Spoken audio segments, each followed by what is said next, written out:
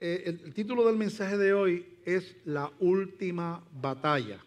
Ustedes van a buscar en Apocalipsis capítulo 12, del 1 en adelante hasta el verso 17.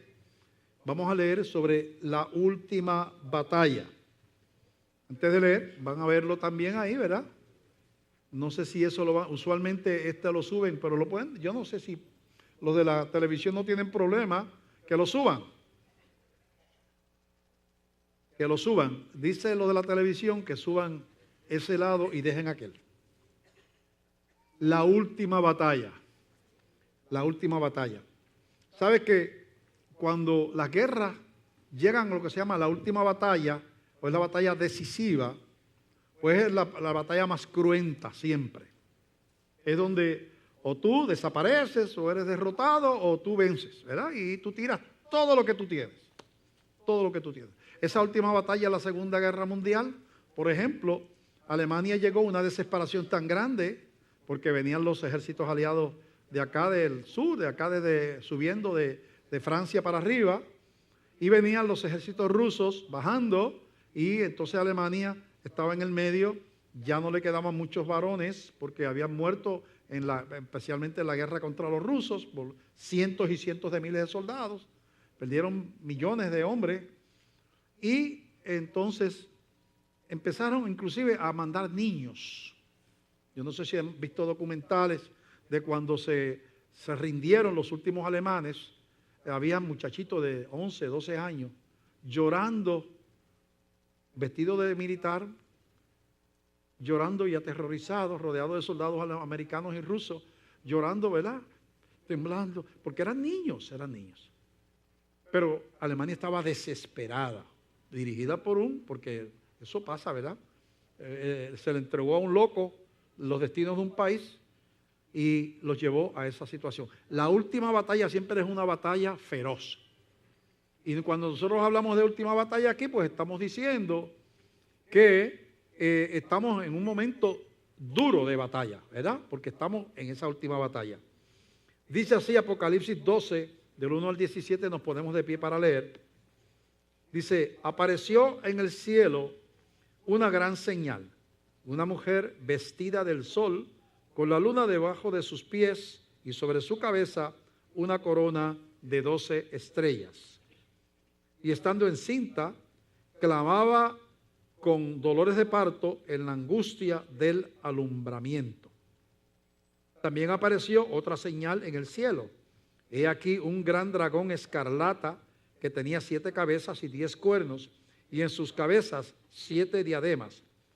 Y su cola arrastraba la tercera parte de las estrellas del cielo y las arrojó sobre la tierra.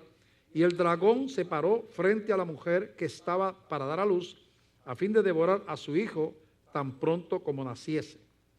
Y ella dio a luz un hijo varón que regirá con vara de hierro a todas las naciones, y su hijo fue arrebatado para Dios y para su trono. Y la mujer huyó al desierto, donde tiene lugar preparado por Dios para que allí la sustenten por 1260 días. Después hubo una gran batalla en el cielo. Miguel y sus ángeles luchaban contra el dragón, y luchaban el dragón y sus ángeles, pero no prevalecieron, ni se halló ya lugar para ellos en el cielo. Y fue lanzado fuera el gran dragón, la serpiente antigua, que se llama Diablo y Satanás, el cual engaña al mundo entero. Fue arrojado a la tierra, y sus ángeles fueron arrojados con él. Entonces oí una gran voz en el cielo que decía: ahora ha venido la salvación, el poder y el reino de nuestro Dios y la autoridad de su Cristo, porque ha sido lanzado fuera el acusador de nuestros hermanos, el que los acusaba delante de nuestro Dios día y noche. Y ellos le han vencido por medio de la sangre del Cordero y de la palabra del testimonio de ellos, y menospreciaron sus vidas hasta la muerte. Por lo cual, alegraos cielos y los que moráis en ellos. Ay de los moradores de la tierra y del mar, porque el diablo ha descendido a vosotros con gran ira, sabiendo que tiene poco tiempo. Cuando vio el dragón que había sido arrojado a la tierra, persiguió a la mujer que había dado a luz al hijo varón, Y se le dieron a la mujer los 2 alas de la gran águila para que volase de delante de la serpiente al desierto, a su lugar, donde es sustentada por un tiempo y tiempos y la mitad de un tiempo. Y la serpiente arrojó de su boca tras la mujer agua como de un río, para que fuese arrastrada por el río. Pero la tierra ayudó a la mujer, pues la tierra abrió su boca y tragó el río que el dragón había echado de su boca. Entonces el dragón se llenó de ira contra la mujer y se fue a hacer guerra contra el resto de la descendencia de ella, los que guardan los mandamientos de Dios y tienen el testimonio de Jesucristo. Vamos a orar, antes recordándole que la palabra de Apocalipsis es una palabra apocalíptica con mucho simbolismo, que muchas veces pues entonces hay que explicarla, ¿verdad? Es un libro que usualmente uno no estudia solo, por eso aquí damos un curso que estudia específicamente ese libro y predicamos del libro de vez en cuando, porque muchas veces entonces ese simbolismo, si uno no conoce el resto de la Biblia, pues no entiende lo que está leyendo, ¿verdad? Quiero decirles eso. Vamos a orar. Padre, te damos gracias por esta palabra y te pedimos, Dios, que tú nos ayudes a entenderla y a explicarla conforme a tu voluntad, Señor. En el nombre de Jesucristo, Señor, ponemos esta palabra en tus manos, dándote gracias. Amén, amén.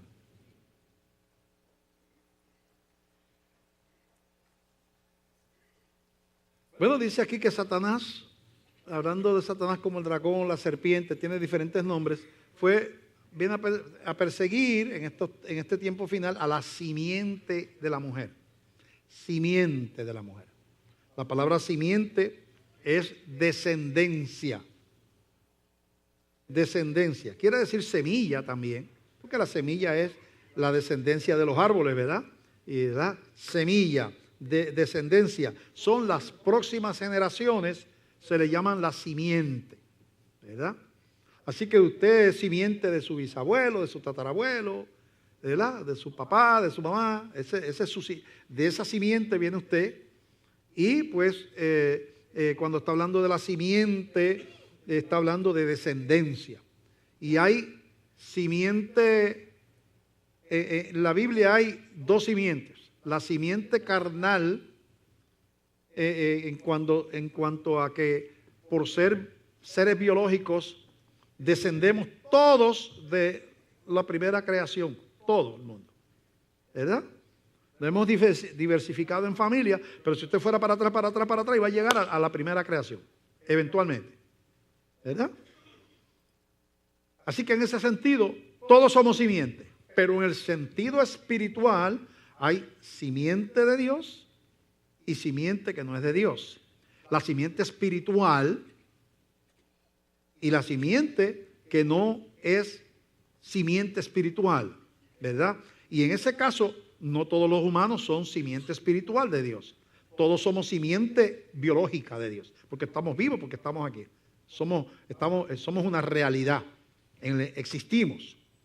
Pero para la simiente espiritual habla de gente escogida por Dios, gente que responde al llamado, gente que se inserta en el plan de Dios y en la corriente de Dios, entregándole su fe y entregándole su corazón y su obediencia, ¿verdad?, a Dios. Y esa es la simiente espiritual.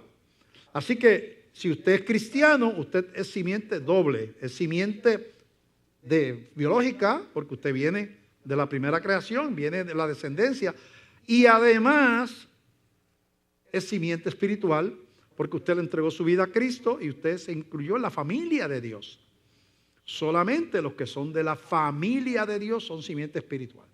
Los demás son creación de Dios. ¿Ve? Entonces, hay que entender que hay esas 2 simientes. Hay que saber cuando la Biblia está hablando de simiente, de qué está hablando, si es la simiente biológica o si está hablando de la simiente espiritual, que es una simiente fundada en la fe, básicamente, ¿verdad? Lo que nos hace simiente espiritual. Así que hay que entender eso. Ahora, desde el principio se le profetizó a Satanás. La primera profecía de la Biblia fue hecha a Satanás, y en esa profecía se le dice a Satanás que él seduce a la raza humana, ¿verdad? Y se le dice a Satanás que de esa mujer que él ha seducido, que ha engañado, que la ha sacado del cauce de Dios y la ha colocado bajo su control, porque Satanás es el príncipe de este mundo, la raza humana le entregó a Satanás lo que Dios le había dado, que era la soberanía sobre su vida. Usted escapa de esa situación legal, vamos a llamarle así. Todos somos pecadores, por lo tanto todos estamos bajo la simiente maldita. Usted escapa de eso cuando usted, por Cristo, es librado de esa maldición.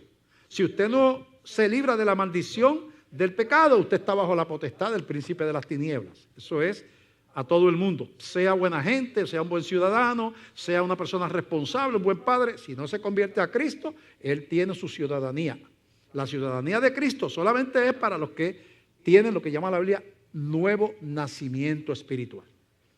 Estamos muertos espiritualmente, toda la raza humana, y recibimos vida espiritual, simiente de Dios, cuando le entregamos la vida a los pecados a Cristo. Así que eso es el sencillo ABC del Evangelio, pero hay que explicarlo. La primera profecía es en Génesis 3, del 13 al 15. Dice aquí que está Dios hablándole a Satanás, ¿verdad? Versículo, usted lo busca del 14, dijo a la serpiente, dice el 14, ¿verdad? Está hablando con Satanás. Y le dice en el versículo 15 Dios a Satanás: y pondré enemistad entre ti y la mujer, y entre tu simiente y la simiente suya. La simiente de Satanás son los demonios, y la simiente de la mujer son la descendencia humana. Esta te herirá en la cabeza, la simiente de la mujer. Está hablando de Cristo.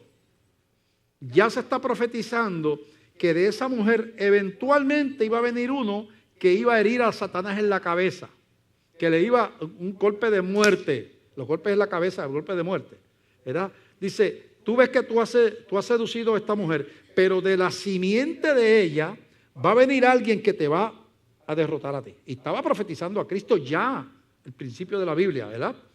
Dijo, ahí dice después, y dice, esa simiente de la mujer que es Cristo, te va a herir en la cabeza y tú le herirás en el calcañar. El calcañar es el área del tobillo, que no es una herida de muerte porque Cristo iba a ser herido por Satanás, pero se iba a levantar. A la mujer dijo, multiplicaré, entonces le habla a la mujer. Primero le habla a Satanás y después le habla a la mujer. Entonces, empieza a correr por la Biblia repetidamente, vemos en la Biblia que se repite que esa simiente, alguien iba a venir que iba a bendecir a todas las naciones. Iban a ser una persona que iba a hacer bendición a todas las naciones. Y se le sigue diciendo a los descendientes de Eva, se le sigue diciendo lo mismo, ¿verdad? Vamos, por ejemplo, a buscar en Génesis capítulo 22 a Abraham, que le llamamos el padre de la fe. Abraham. ¿Qué le dice Dios a Abraham? Génesis capítulo 22, del verso 10 en adelante. Dios quiere probar a Abraham y le dice, ahora yo quiero que tú sacrifiques a tu hijo. Y Abraham, con mucho dolor en el alma, pero un hombre sumamente obediente, dice, Señor, ¿tú estás seguro? Sí, yo quiero eso. Y él está levantando el cuchillo para sacrificar a su hijo. Dice versículo 10, y extendió Abraham su mano y tomó el cuchillo para degollar a su hijo. Entonces el ángel de Jehová le dio voces desde el cielo y dijo, Abraham, Abraham. Y él respondió, heme aquí. Y dijo, no extiendas tu mano sobre el muchacho, ni le hagas nada, porque ya conozco que temes a Dios, por cuanto no me rehusaste tu hijo, tu único. Lo mismo que hizo el padre después que no nos dio a su hijo, lo hizo Abraham con el de él. Entonces alzó Abraham sus ojos y miró, y aquí a sus espaldas un carnero con un cordero macho, trabado en un zarzal por sus cuernos, y fue Abraham y tomó el cordero y lo ofreció en holocausto en lugar de su hijo. Ya se está tipificando a Cristo, que llama el Cordero de Dios, se está tipificando aquí como el Cordero sustituto. En vez de el humano, muere el inocente. En vez de nosotros, Cristo va en nuestro lugar, ¿verdad? Está tipificado ya para ese tiempo. Y dice, entonces, dice, y llamó a Abraham el nombre de aquel lugar, Jehová proveerá. Por tanto, se dice hoy, en el monte de Jehová será provisto, Jehová Jireh o Jehová proveerá. Y llamó el ángel de Jehová a Abraham por segunda vez desde el cielo y dijo, por mí mismo he jurado, dice Jehová, que por cuanto has hecho esto y no me has rehusado tu hijo, tu único hijo, de cierto te bendeciré y multiplicaré tu descendencia como las estrellas del cielo y como la arena que está a la orilla del mar, y tu descendencia poseerá las puertas de sus enemigos. En tu simiente, en tu descendencia, de ti va a venir alguien en el futuro. Esa es la simiente. En tu simiente serán benditas todas las naciones de la tierra por cuanto obedeciste a mi voz. Entonces, lo que se le dice a Satanás de que iba a venir una simiente de la mujer, se le repite a Abraham de que de él eventualmente un descendiente de él iba a ser bendición para todas las naciones. Abraham tiene un hijo que se llama Isaac, y en Génesis capítulo 26 Dios le habla a Isaac, otra vez hablando de Jesucristo.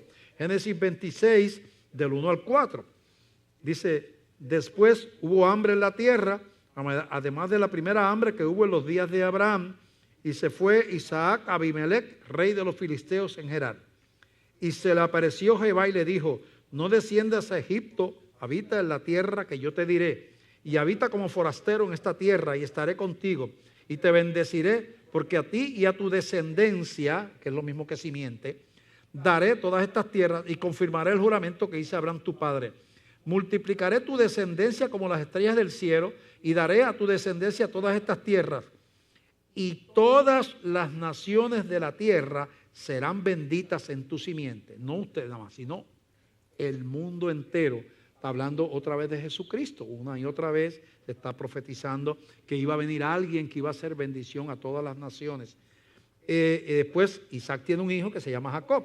En Génesis capítulo 28, verso del 10 al 14, vemos que dice Jacob, que es Israel, ¿verdad? De donde salen las 12 tribus de Israel. Salió pues Jacob de Beerseba y fue a Harán. Y llegó a un cierto lugar y durmió allí, porque ya el sol se había puesto. Y tomó de las piedras de aquel paraje y puso su cabecera y se acostó en aquel lugar. Y soñó. Y aquí una escalera que estaba apoyada en tierra y su extremo tocaba en el cielo. Y aquí ángeles de Dios subían y descendían por ella. Y aquí Jehová estaba en lo alto de ella, al cual dijo: yo soy Jehová, el Dios de Abraham tu padre y el Dios de Isaac. La tierra en que estás acostado te la daré a ti y a tu descendencia. Será tu descendencia como el polvo de la tierra, y te extenderás al occidente, al oriente, al norte y al sur. Y todas las familias de la tierra serán benditas en ti y en tu simiente. Otra vez le está diciendo: alguien viene a nacer que va a ser el bendito de las naciones, el camino de salvación, la esperanza de la humanidad. Va a ser descendiente tuyo. Se lo dijo a Eva, se lo dice a Abraham, se lo dice a Isaac, se lo dice a Jacob, ¿verdad? Y esa simiente tenía, si tú miras bien, en Isaías capítulo 9, ahí más adelante, 600 años antes de Cristo, se está hablando más específicamente de ese que iba a venir en muchos pasajes de la Biblia, pero en Isaías capítulo 9, del verso 12 en adelante, dice esta profecía, 600 años aproximadamente, 600 años antes de Cristo. El pueblo que andaba en tinieblas vio gran luz, los que moraban en tierra de sombra de muerte, luz resplandeció sobre ellos. Multiplicaste la gente y aumentaste la alegría. Se alegrarán delante de ti como se alegran en la siega o en la cosecha, como se gozan cuando reparten despojos. Porque tú quebraste su pesado yugo y la vara de su hombro y el cetro de su opresor, como en el día de Madián. Porque todo calzado que lleva el guerrero en el tumulto de la batalla y todo manto revolcado en sangre serán quemados, pasto del fuego. Porque un niño nos es nacido, hijo nos es dado. Faltaban 600 años para que naciera ese niño, pero mira lo que dice aquí: hijo nos es dado, y el principado sobre su hombro, y se llamará su nombre, de ese niño que iba a nacer, admirable, consejero, Dios fuerte, Padre eterno, príncipe de paz. Lo dilatado de su imperio y la paz no tendrá límite sobre el trono de David y sobre su reino, disponiéndolo y confirmándolo en juicio y en justicia desde ahora y para siempre. El celo de Jehová de los ejércitos hará esto. Entonces, ese niño ya está anunciando que esa simiente iba a nacer y que iba a venir y que iba a ser exaltado y que tiene una naturaleza. Es Dios, es admirable, es consejero, es Dios fuerte, es Padre eterno, es príncipe de paz. Se le dan los títulos a Cristo que Él tiene como Dios, ¿verdad? Si vamos en Isaías mismo, capítulo 53, nos dice que ese niño tenía que morir, que no solamente tenía que nacer, sino tenía que morir. Hay otra profecía de Isaías, 600 años antes de Cristo escribió más o menos este profeta. Dice, versículo 2 de 53, subirá cual renuevo delante de él y como raíz de tierra seca, no hay parecer en él ni hermosura, le veremos más inatractivo para que le deseemos. Despreciado y desechado entre los hombres, varón de dolores, experimentado en quebranto, y como que escondimos de él el rostro, fue menospreciado y no lo estimamos. Ciertamente llevó él nuestras enfermedades y sufrió nuestros dolores, y nosotros le tuvimos por azotado, por herido de Dios y abatido. Mas él, esa persona que está profetizando a él, fue herido por nuestras rebeliones, iba a ser porque faltaban 600 años, pero lo está profetizando. Fue herido por nuestras rebeliones, molido por nuestros pecados, el castigo de nuestra paz fue sobre él y por su llaga fuimos nosotros curados. Todos nosotros nos descarriamos como ovejas, cada cual se apartó por su camino, mas Jehová cargó en él, en esa persona que iba a morir, que iba a sufrir, el pecado de todos nosotros. Angustiado él y afligido, no abrió su boca. Como cordero fue llevado al matadero y como oveja delante de sus trasquiladores enmudeció y no abrió su boca. Por cárcel y por juicio fue quitado. Y su generación, ¿quién la contará? Porque fue cortado de la tierra de los vivientes y por la rebelión de mi pueblo fue herido. Y se dispuso con los impíos su sepultura. Entre dos ladrones murió. Mas con los ricos fue en su muerte, aunque nunca hizo maldad, ni hubo engaño en su boca. Con todo eso Jehová quiso quebrantarlo, sujetándole a padecimiento. Cuando haya puesto su vida en expiación, en sacrificio, por el pecado, verá linaje, vivirá por largos días, y la voluntad de Jehová será en su mano prosperada. Verá el fruto de la aflicción de su alma y quedará satisfecho. Por su conocimiento justificará a mi siervo justo a muchos y llevará las iniquidades de ellos. Por tanto, yo le daré parte con los grandes y con los fuertes repartirá despojos por cuanto derramó su vida hasta la muerte y fue contado con los pecadores, habiendo él llevado el pecado de muchos y orado por los transgresores. Y ahí clarito, como si estuviéramos leyendo sobre la muerte y crucifixión de Jesús, 600 años antes. La Biblia descubriendo la verdad antes de que ocurra. Tenemos entonces en Apocalipsis, que es un libro profético, que está develando, ¿verdad?, lo que tenemos que esperar en tiempos donde viene una persecución sobre la simiente espiritual, que es la iglesia, ¿verdad? Y de la esposa, la mujer, que es la iglesia, una terrible persecución, porque es la última batalla y se están alineando la fuerza, ¿verdad?, para la guerra final, donde entonces nosotros tenemos la parte de ser los instrumentos de Dios en la tierra, ¿verdad? Así que ese propósito de Cristo que tenía que cumplirse, dice, lo tenemos claramente expresado, escrito en Filipenses capítulo 2, del verso 5 en adelante. Mira lo que dice la Biblia que aconteció con esa venida de Cristo, esa simiente que vino, esa muerte y esa resurrección de Cristo. Porque acuérdate que la salvación tiene tiempos.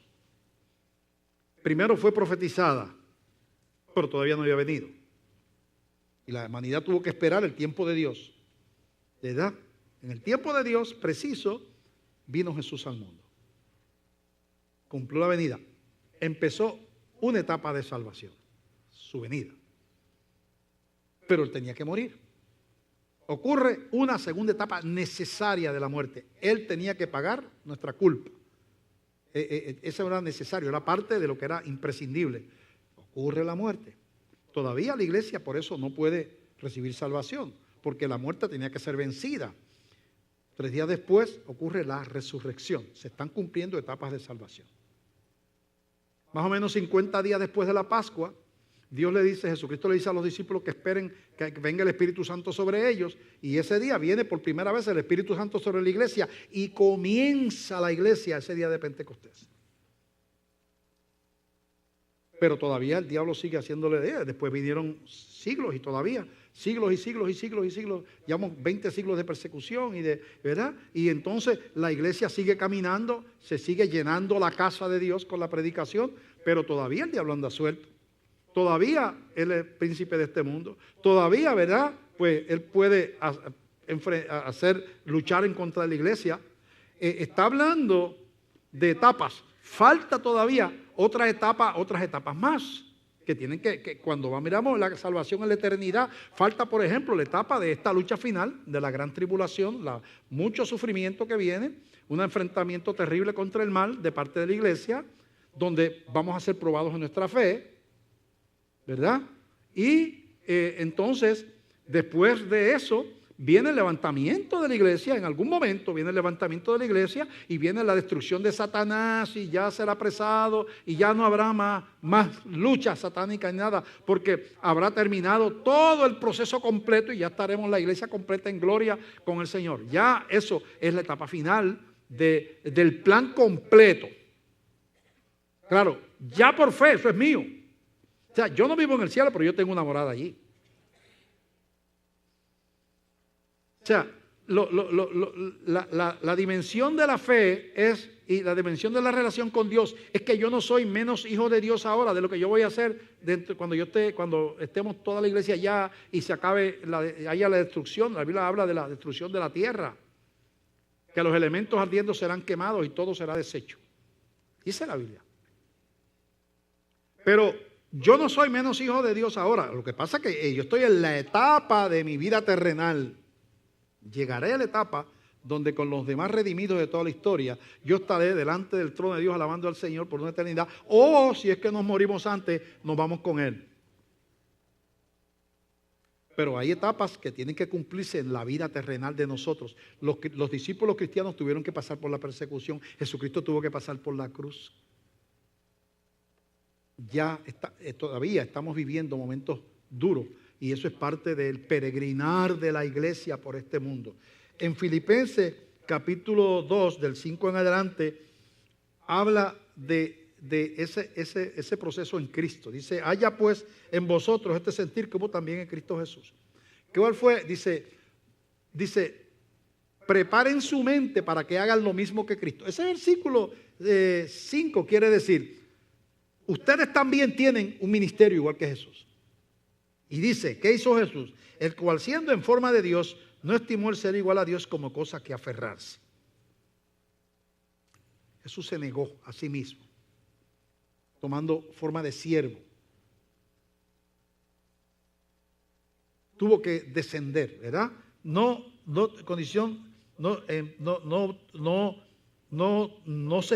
estimó el ser igual a Dios como cosa que aferrarse, sino que se despojó a sí mismo, tomando forma de siervo. Nos está diciendo, tú tienes que despojarte de lo que tú seas, de los logros y de tus planes para tomar forma de siervo. Tú tienes que ir caminando como caminó Jesús, ¿verdad? Hecho semejante a los hombres. Jesús, siendo Dios, se hizo como uno de nosotros y vino, ¿verdad? Y estando en la condición de hombre, ya eso era una humillación, hacerse un ser humano siendo Dios. Pero estando en la condición de hombre, se siguió humillando. Se humilló a sí mismo, haciéndose obediente hasta la muerte y muerte de cruz. Obediencia para hacerse hombre, obediencia para sufrir, obediencia para morir. Por lo cual, por esa humillación, por esa obediencia, Dios también le exaltó hasta lo sumo a Jesús y le dio un nombre que es sobrenombre, para que en el nombre de Jesús se doble toda rodilla de los que están en los cielos y en la tierra y debajo de la tierra, y toda lengua confiese que Jesucristo es el Señor, para gloria de Dios Padre. Ahí te habla desde el plan de Dios que Jesús viniera, la humillación de Dios, la humillación de Jesús al venir y la victoria. Se le dio un nombre que es sobre todo nombre, ¿verdad? Entonces nosotros estamos en un caminar por esta tierra donde hemos sido llamados a ser testigos, a ser mensajeros de una verdad, y estamos siendo probados como fue probado Él. Y vamos a tener que aprender a ser siervos, como Él fue siervo. Cuando usted se despoja de cosas, usted no se está despojando de nada comparado a que Jesucristo se despojó de su gloria. El Rey del universo, metido en un pesebre allí rodeado de animales, con un papá carpintero y una madre ama de casa, terrenalmente hablando, caminando con la gente, permitiendo que lo insultaran, se burlaran de él, eventualmente permitiendo que le dieran bofetadas y le pusieran corona de espinas, teniendo el poder para terminar todo eso. Humillación, humillación, humillación, humillación, humillación, humillación, porque había un plan que cumplir y había una obediencia que hacer. Entonces Satanás, la victoria de Satanás está cuando nosotros no nos salimos del cauce del plan de Dios. Quiso decirle a Cristo, no mueras. Le dijo allá en Lucas capítulo 4, mira, tú no tienes que ir a la muerte. Si tú postrado me adoras, yo soy el príncipe de este mundo. Yo te hago a ti el rey yo te hago a ti rey de toda la tierra. Te pongo a reinar toda la tierra y no tienes que morir. Tratando de comprar a Jesús, evitando el sufrimiento humano, pero haciendo lo mismo que había hecho él, que se había sublevado contra el Padre, lo mismo que hizo Satanás. Jesús dijo que no. Entonces, lo que queremos hablar es que cuando estamos leyendo, vamos a leer ¿verdad? Este pasaje que hemos leído de Apocalipsis con más entendimiento ahora, porque fíjate, nosotros venimos de la mujer primera y del hombre, ¿verdad? Y Jesús viene descendiente terrenalmente de esa mujer. Pero Jesús se levanta y Él crea la iglesia, que es la esposa. La iglesia viene a ser tipo de mujer también. La esposa de Cristo, la mujer.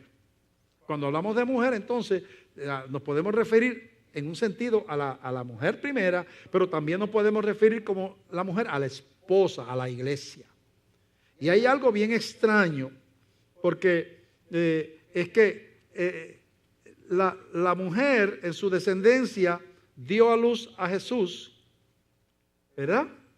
También su madre, ¿verdad? Dio a luz a Jesús terrenalmente hablando. Pero entonces Jesús, la iglesia, que es la mujer que surge de la vida, la esposa que sale de Jesús, va a dar a luz a Cristo, que eso es lo que dice ahí. La iglesia tiene que dar a luz a Cristo. Y usted dice, pero ¿cómo es eso, pastor? Es que la Biblia dice que no vendrá Jesucristo hasta que la esposa predique el evangelio hasta lo último de la tierra. Y cuando se predique el evangelio por la esposa, por la mujer, que es la iglesia, tipológicamente, entonces viene el fin. Quiere decir que la venida de Jesucristo, el Cristo dar a luz la venida de Cristo, depende de que la iglesia haga su tarea de predicar el evangelio. Porque acuérdate que hay un número de redimidos que Dios conoce, que se van a salvar a través de toda la historia. Y llegará un momento, dice la Biblia, que se cerrará la puerta. La puerta se cerrará, dice la Biblia. Eso quiere decir que como se cerró el arca y ya no podía entrar más nadie, de afuera para adentro, porque la cerró Dios. Dice la Biblia, no la cerró Abraham, la cerró Dios. Y se cerró el arca de afuera para adentro. Asimismo se cerrará la puerta de la salvación. Y Dios dirá, ya mi pueblo está completo, los que yo tenía en mente salvar, ya están. Ahora vienen unos procesos, ya nadie se podrá convertir, porque si el Espíritu Santo es quitado del medio, nadie se puede convertir. Porque nadie puede venir a Cristo si el Padre no le trajese, si el Espíritu no le trae. No es cuestión, tú no puedes conocer a Cristo, tú no puedes salvarte intelectualmente. Tiene que ser por una intervención del Espíritu Santo. Puedes tener 20 doctorados y no entender esto que yo estoy hablando. Porque si no eres elegido, no lo vas a entender. Ese pastor está loco. Voy a fundar la iglesia del espagueti y yo no sé qué por ahí. Y puede ser que nunca hayas ido a la escuela y lo entiendes perfectamente. Porque es un nacimiento espiritual. Espiritual. Entonces, lo que estamos diciendo es que vamos a volver a Apocalipsis porque es bien interesante. Vamos a ver lo que dice aquí del primero Apocalipsis 12, del 1 al 5. y después seguimos leyendo el resto de lo que tenemos aquí. Dice, apareció en el cielo una gran señal, una mujer vestida del sol con una luna debajo de sus pies y sobre su cabeza una corona de 12 estrellas. Hay 12 apóstoles sobre la iglesia, ¿verdad? Y estando encinta, clamaba con dolores de parto en la angustia del alumbramiento. La iglesia está encinta ahora mismo. La iglesia está encinta. Nosotros vamos a predicar fielmente el evangelio hasta que se complete los redimidos y entonces vendrá el Hijo de Dios.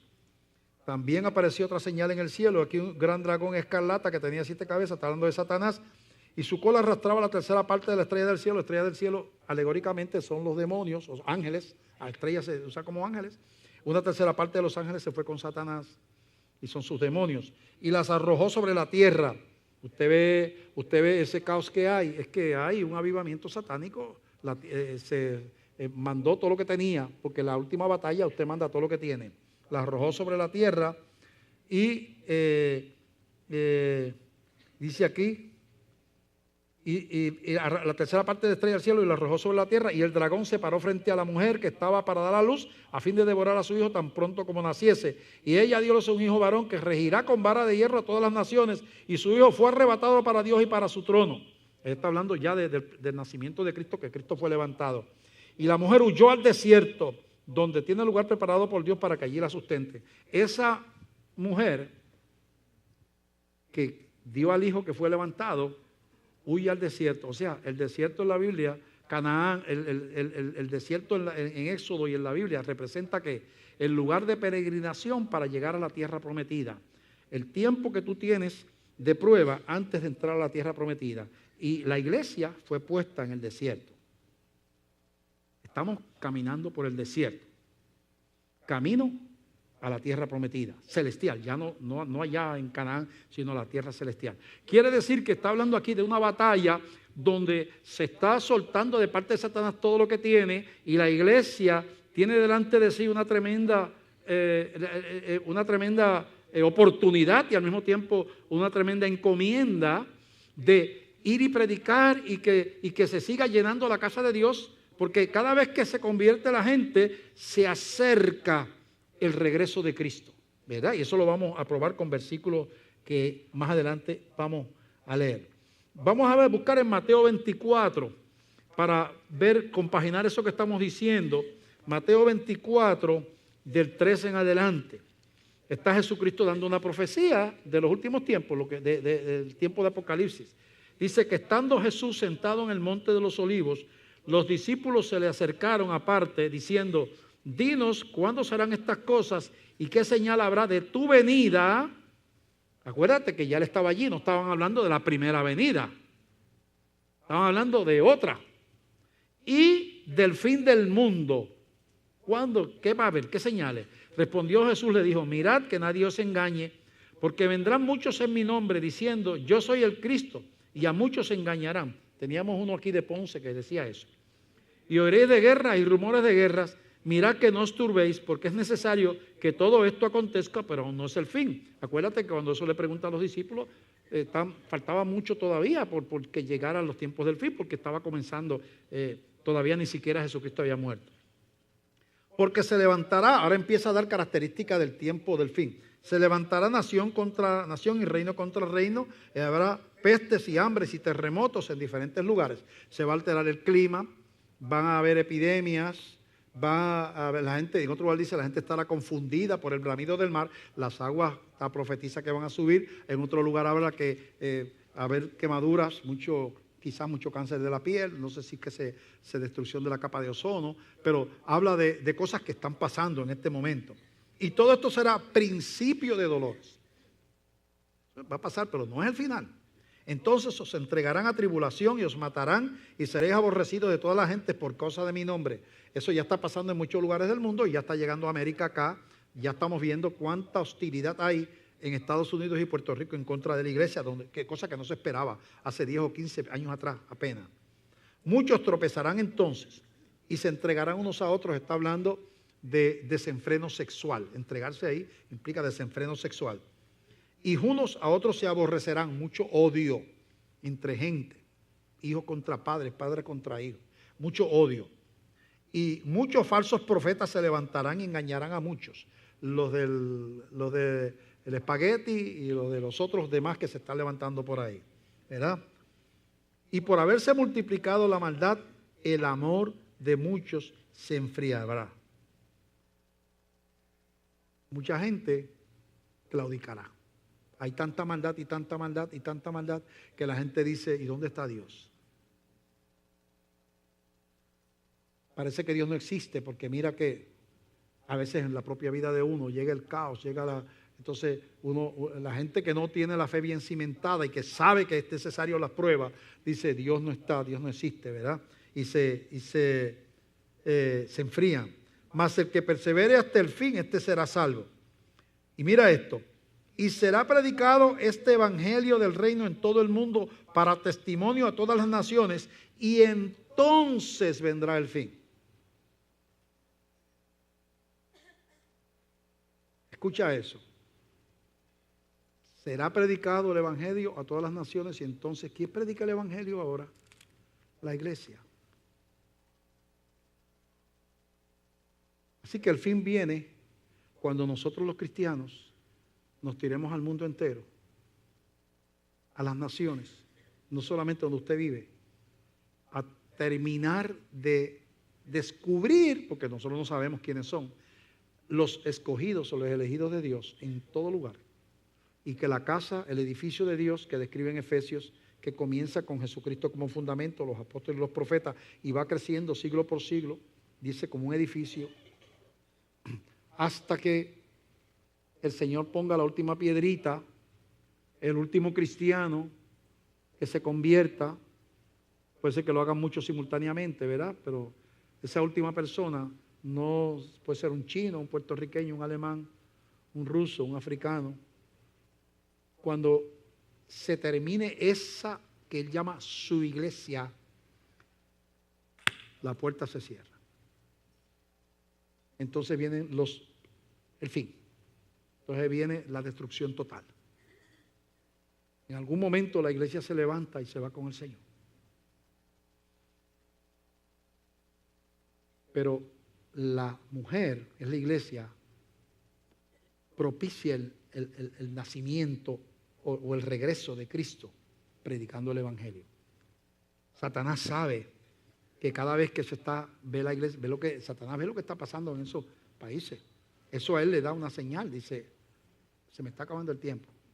Está mirando y está viendo cómo las sociedades que antes tenían buena opinión del cristianismo, ya lo menosprecian y lo ven obsoleto, poco racional, locura, cuantas cosas, prejuiciado, ¿verdad? Vemos cómo se están cumpliendo las cosas que dice ahí que iban a pasar, ¿verdad? Esas persecuciones. Y entonces dice que Satanás sabe que no le queda mucho tiempo, ¿verdad? Y entonces dice ahí en el versículo 17,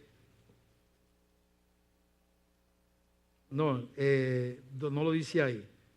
¿Dónde es que dice que no le queda? El versículo 12. Por lo cual alegraos cielos, de Apocalipsis capítulo 12. Alegraos cielos y los que moráis en ellos. Ay de los moradores de la tierra y del mar, porque el diablo ha descendido a vosotros con gran ira, sabiendo que tiene ¿qué? Poco tiempo. Entonces, hay una guerra.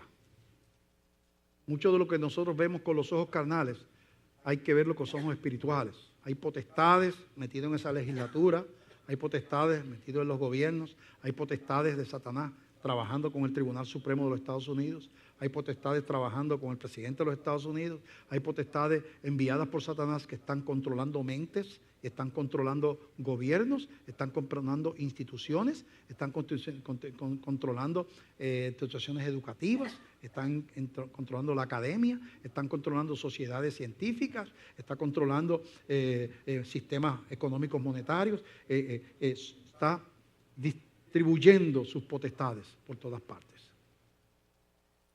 Porque hay una guerra, estamos en la última batalla.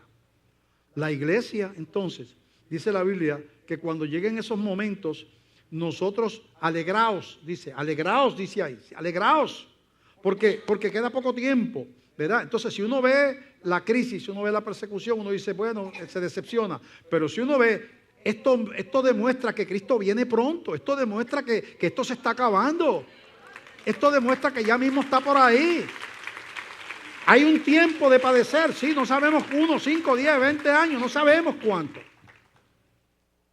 Pero viene, ya se está acercando. La Biblia dice, ahí mismo en las profecías, dice, cuando vean que estas cosas acontecen, erguíos, porque vuestra redención está cerca. Erguido quiere decir, no andes por ahí, ay, qué malas cosas, porque los cristianos están así, lo que le da el estado de ánimo a los cristianos son los periódicos y los noticieros, no la Biblia. No el Espíritu Santo. Lo que le da el ánimo, lo que le da el estado de ánimo es, ay, que las cosas están malas y van a quitar yo no sé qué y no va a haber dinero para esto y esto de esto está por allá y no llueve y yo no sé qué y qué va a pasar y porque la esperanza está en que en el sistema americano, en el dólar, en el seguro social, en las ayudas, entonces tú tienes la mirada en lo que va a desaparecer.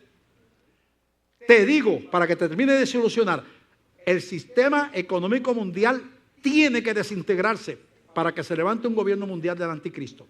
Si tú tienes la esperanza en el sistema mundial, vas a sufrir. Porque lo peor del caso es poner la mirada en algo que no va a estar. Cuando usted se enamora del amor imposible, sufre. ¿Por qué? Porque usted está fundido por esa persona, pero la persona no quiere saber de usted. Sufre. Enamórese del que lo ama y ese se llama Jesucristo. No se enamore de las cosas del mundo.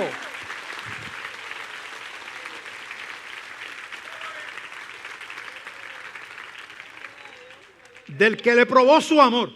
Pregúntale a cualquiera por ahí, está dispuesto a treparse, a que le escupan la cara, le pongan corona de espina y lo maten ahí poco a poco a latigazos y todas esas cosas por amar a usted. ¿Quién va a hacer eso por usted? Pues alguien lo hizo. Cristo lo hizo por usted. Y todo esto que dice aquí, que la mujer va a predicar el evangelio a todas las naciones.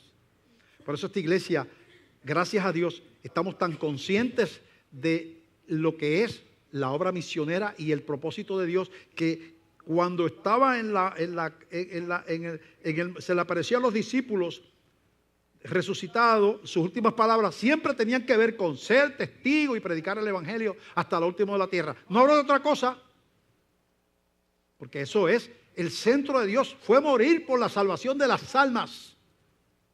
Que Él nos añade bendiciones, que Dios es el que nos da de comer. Claro que sí, que podemos orar por los enfermos y Dios puede sanar. Claro que sí, pero el centro del propósito de Dios tiene que ver con que estamos muertos sin fe y sin esperanza, camino del infierno, y Él vino a dar su vida en rescate por nosotros. Ese es el centro del evangelio. Y esta iglesia lo ha entendido. Por eso tenemos esos 211 misioneros que tenemos por el mundo, sostenidos por esta iglesia. Por eso estamos levantando ahora 15,000 pesos para enviarlo a evangelizar Irán, un país islámico. Pero de aquí han salido 35,000 para la China, para un instituto bíblico, 25,000 para un instituto bíblico en la India. 3 iglesias construimos en Rusia de esta iglesia, 3 iglesias en Ucrania de esta iglesia. Ayudimos a construir un instituto de entrenamiento en Ucrania. ¿Ah? Enviamos 300 motocicletas, 300 bicicletas a la India para predicar el evangelio. Un jeep a la India. Porque conocemos que esa es la tarea. Hay que predicar el evangelio hasta lo último de la tierra. Y esta iglesia, ustedes, ¿sabe qué? En 10 años, $1.600.000 para obra de alcance y de evangelizar y de misericordia. $1.600.000. En tiempos de crisis económica, no conocemos la crisis económica dando eso. ¿Sabe por qué? Porque hay promesas para los que siembran y hay advertencia para los que guardan. Se le pudre el maná.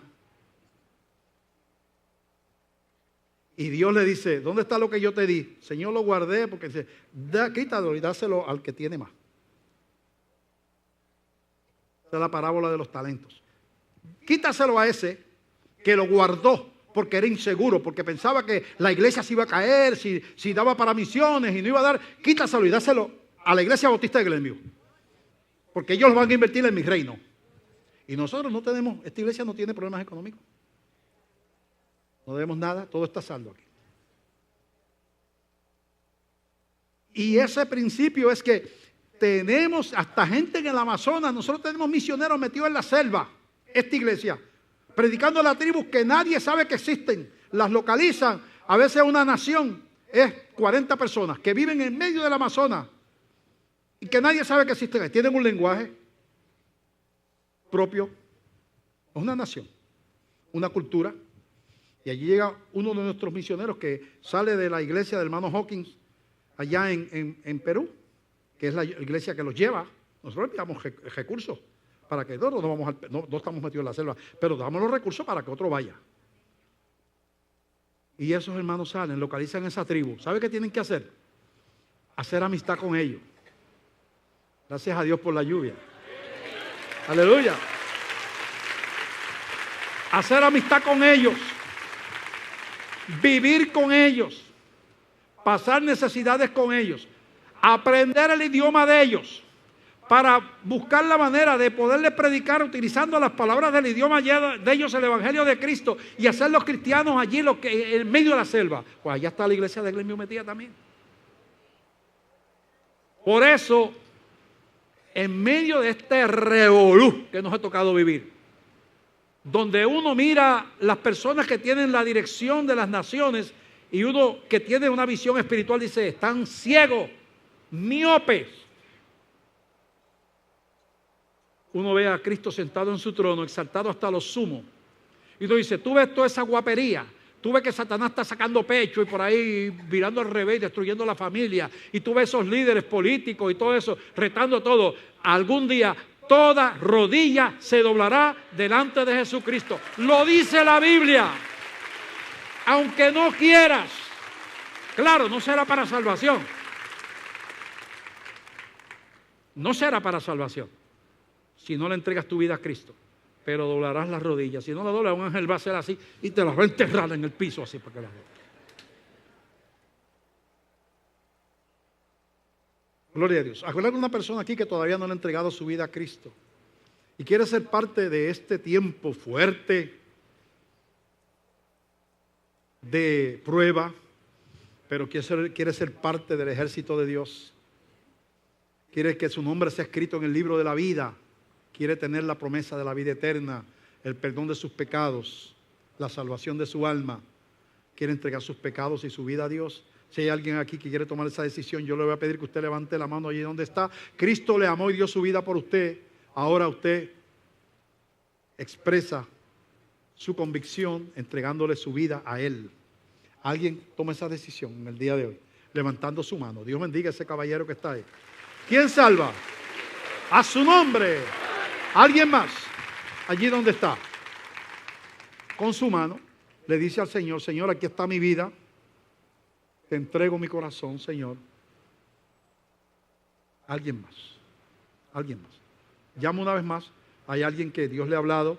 Está luchando ahí, pero ahora yo le digo, no luche en contra de Dios. Nadie le ha ganado todavía a Dios.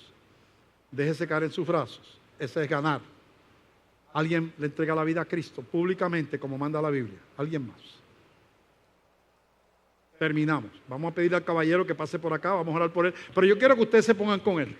Se pongan de pie. Mire lo que vamos a hacer. Hoy nos vamos con el eslogan del hermano Gille. ¿Ah? Pero ahí que como quiera ustedes, muchos no se van a poder ir porque está lloviendo y esto. Pero vamos a gritar 3 veces. ¿Cuál es el eslogan de Gille? El nombre de su ministerio. Cristo viene. Amén. 3 veces ahí. Pero fuerte, a la 1, a las 2 y a las 3. Cristo viene. Cristo viene. Cristo viene. Aleluya. Que viva el Rey de Gloria. Aleluya. Aleluya. Gracias, Señor Padre, gracias. Llévanos con paz, Señor, en tu presencia, en el nombre de Jesús. Amén. Que la paz de Dios sea con ustedes. Dios les bendiga.